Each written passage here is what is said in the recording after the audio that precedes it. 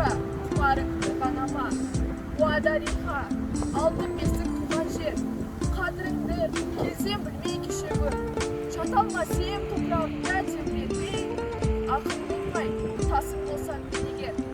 Неткен байтақ, неткен ұлы жер едің, мендей күйге жүрегімді бөледің. Сенде тудым, сенде өстім, мен сен өлсем, арманым жоқ, бұл дүниеде. Қош бол, досым, жақыным, уақытты қыз, сөз қысқа. Кетіп бара жатырмын сұрапыл бір соғысқа. Тепкісінде соғыстың, дүние мендеп жатқанда. Ажал бейне, фашистсің, қасқыр болып шапқанда.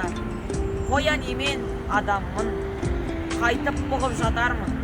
Жаны тәтті жаманмын, сыналар күні мақалдың. Сыналар күні жігіттің, қош досым, сөз қысқа. Зіл боп ойым, мен кеттім, сұрапыл бір соғысқа.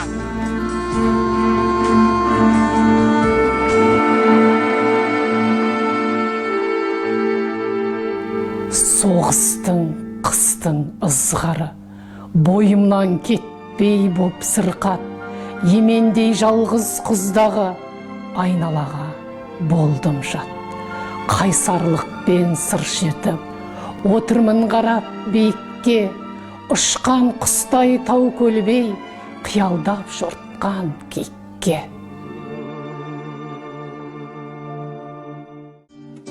Дейсіңдер-ау, Қасымның несі басым? Қасым солай болмаса, несі Қасым деп, ақындықты Асқар тауындай Мұқағали Мақатаев ағасына жыр арнаса, Бауыржан Момышұлы Қасым жаратылысы бөлек ақын деп баға берген. Қасым көркем өнердің телеге теңізі. Ол өзінің өртке тиген дауылдай өлеңдерімен бүкіл қазақ халқының асқақ рухын аспанға көтерді.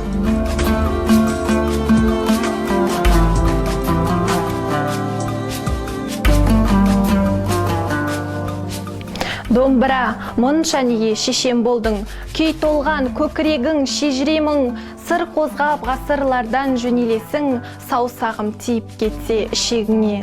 Аққудың әуеніндей үнің барау, сарыарқа самалындай ескен баяу, бөбектей бесігіңде маужыраған, тыңдаймын мен отырып ұйқы.